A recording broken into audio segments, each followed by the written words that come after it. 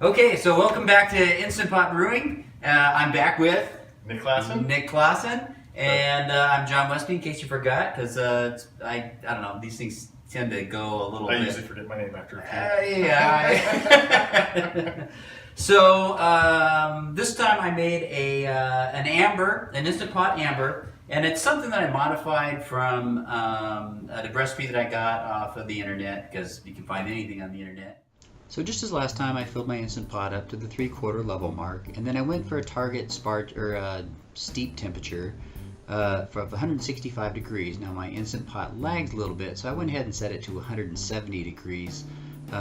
So I'd have a starting point to check the water temperature. Usually it runs about 10 degrees low. While I was waiting for my steeping water temperature to come up, I went ahead and prepared my grain bag with 0.38 pounds of Crystal 60, that was 60 Levabon crystal malt, and a 1/4 pound of Special B malt. Trying to go for a little bit of that raisiny taste, and all we're going to do is steep this to try to extract some of those flavors and sugars to go into our final amber ale. After my Instant Pot beeped at me and told me that I was up to temperature, I went ahead and verified that my steeping water temperature was 154 or 155 degrees, so I could put my prepared bag into the Instant Pot for a 15-minute steep time, and from there went ahead and set the temperature of the Instant Pot back down to 155 degrees, so I want to hold it there, and then just set the timer for 15 minutes. I went ahead and put the my grain bag into the pot, closed it up with the vent open so it wouldn't build any pressure, and then just waited for the timer to go off. So while I was waiting for my grains to finish steeping, I went ahead and got together my other ingredients, which was the U.S. Fuggle, which was 1/2 ounce. That was primarily my bittering hops. It was simply some that I had left over from my porter I made on the last episode, and it was something I wanted to use up, so I thought it would be an okay substitution for what I was trying to do. I also got together my malt extracts, which were 2 pounds of liquid amber malt extract and 1.5 pounds of Pilsen Light dry malt extract. So basically, after our 15 minutes in the steep water, we've made a tea and extracted all the sugars and flavors we wanted from the Special B and the Crystal 60 malt. Went ahead and drained off carefully drained off the grain bag that was in there in my trusty colander, which just happens to fit nicely into my Instant Pot. And then went ahead and just started adding the extracts. That was 1.5 pounds of Pilsen Light dry malt extract was what I used for this batch. And just went ahead and stirred it in and made sure it was all broken up before I started adding the liquid malt extract. Now, the liquid malt extract, when it goes in, this is the first time I've done this on this video, it's really, really a syrupy, sticky, almost like molasses going in there. So, you work at it to scrape it out, and then I usually very carefully add some of the hot sparge or the hot steep water. I'll add a little bit of that to the container itself, and then use that to go ahead and loosen up the insides of the container and rinse it out. Now you can do this whether it's a plastic container like the one I've got here, or a lot of the malt extracts that you can buy come in a can, and I've seen the same technique. You just put a little warm water in there and slosh it around, and just be real careful not to burn yourself. Remember, it's 155, 160 degrees. So I just went ahead and added my pre-measured out U.S. Fuggle. That was 1/2 ounce. This was my bittering hops. All our sugars are dissolved into the wort concentrate, we'll call it at this point. From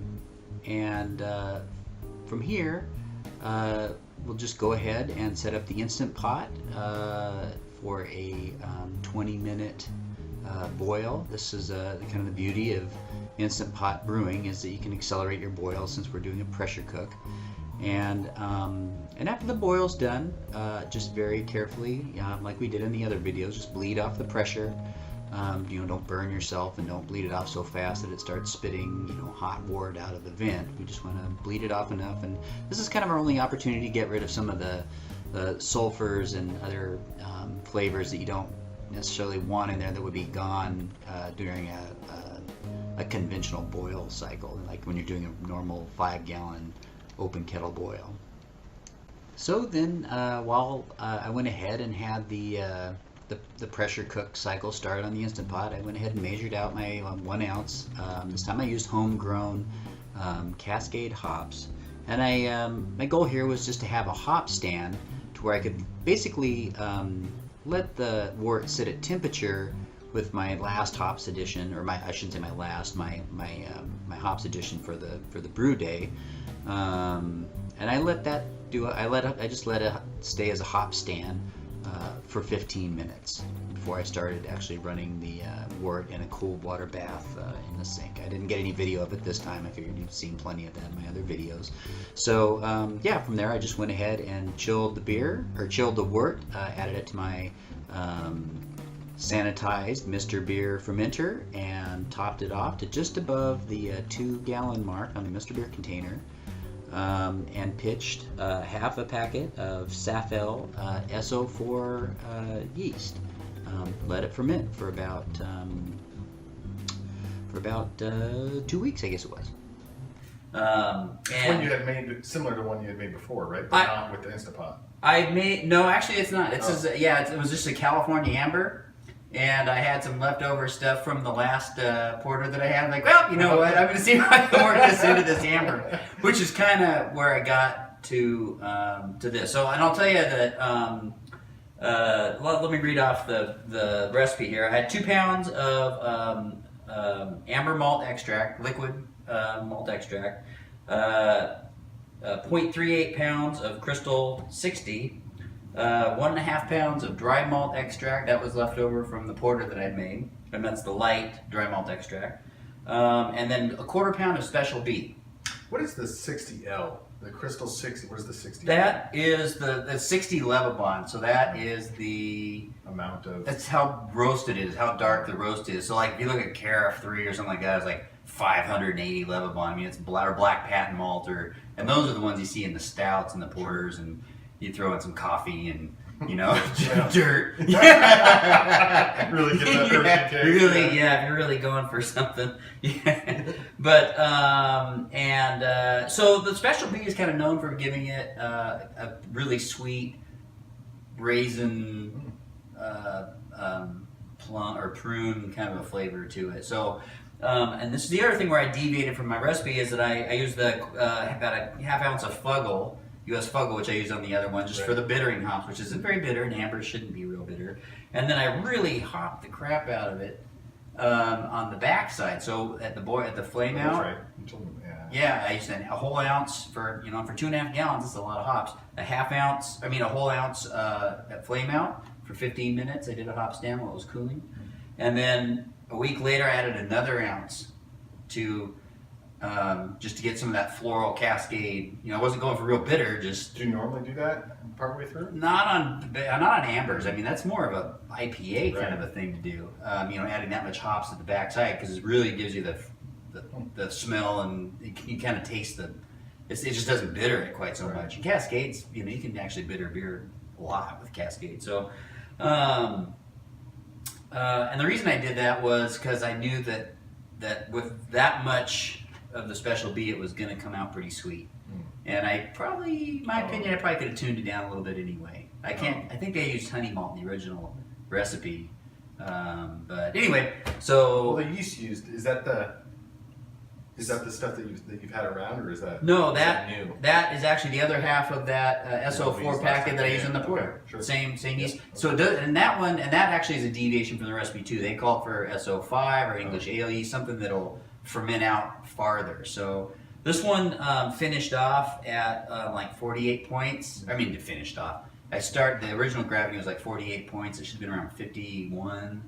So it was a little bit watered down. It finished off at it looked like 11, which seems kind of low for a amber. So what that and the ABV? Right about 4.8% or 5%. So it doesn't taste like it tastes to me. It's kind of heavy. Let me go grab a bottle opener because I'm not prepared. Oh. There we go. And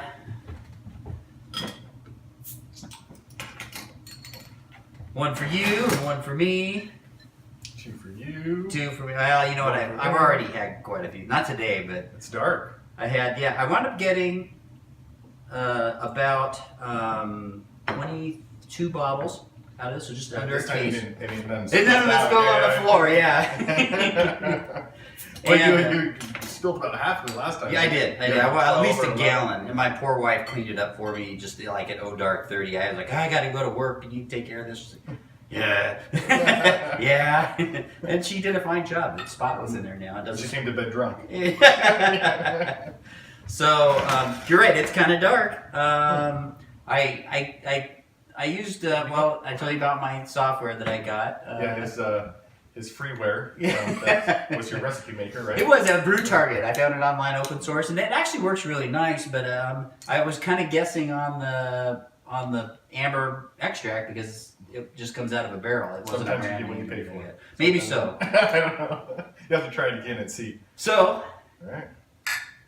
See how she? What you think? Oh, I like the smell. I can't quite pick up on it. Almost like raisin. Yeah, and that's the specialty. That's that kind of real sweet. Yeah. And that's why I hopped it, way up. So I mean, I already know it's gonna taste like.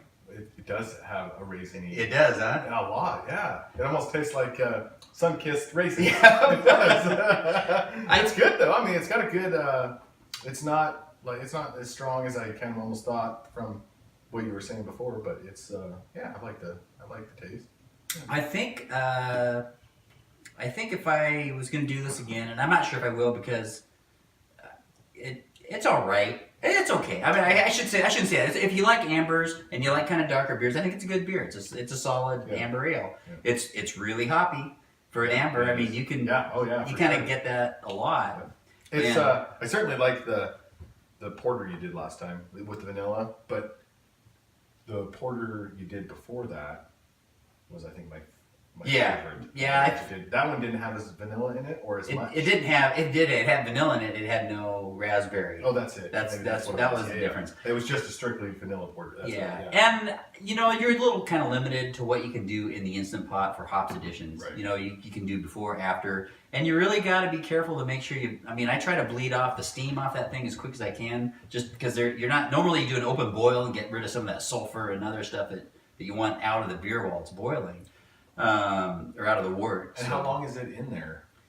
It's only 20 minutes. That's it. Yeah, just 20 minutes. And this is one cool thing about this recipe. I mean, I swear it only took me. I mean, I had to wait for temperatures to come up and drop down, but other than that, this is probably I probably spent 30 minutes the most. Really? Making this. It was a cinch. It was a super easy. How long was it with the porter? The porter I had a mash step in there. Oh, that's so I had the grain soaking in the bag and draining it off and all that kind of stuff. This one had some grains, but I just steeped it for a few minutes. Once it came up to temperature. You couldn't do that with a porter. Too much. I needed to actually get some of the sugar out of the Maris Otter malt. So I actually did not a full mash, but I actually gave it a mash step to try to. So it kind of limits also what you end up sugars. with anyways as well. But Yeah. so much more mash, right? Yep. Yeah. So anyhow, any comments? I think that was it. I mean, like I say, it was a super easy beer to make. I think I'm gonna try one more extract pale. Same thing. So we can do like a decent sized batch, and if you're a Mr. Beer guy or have a fermenter that'll handle like 3 gallons. Yeah. That's what yours handles, right? Yeah. Yep. About 3 gallons, and I got a couple of little ones like that. And you post this? Do you put this on the video? I really should. Yeah. I'll put it in the comments section. I haven't been doing that recently, so. I think I got 14 followers now, so good job. Only about 1 million from getting paid by YouTube. Oh yeah, and most of those are family members, so, and some of your friends, I think. Well, I know at least one, the guy I brew with occasionally. Yep. Yeah, and I got a couple. So anyway, I think that kind of wraps it up. And until next time, cheers. good luck and keep the comments coming because I think I got 3 now. And, tell me what you think. Thanks.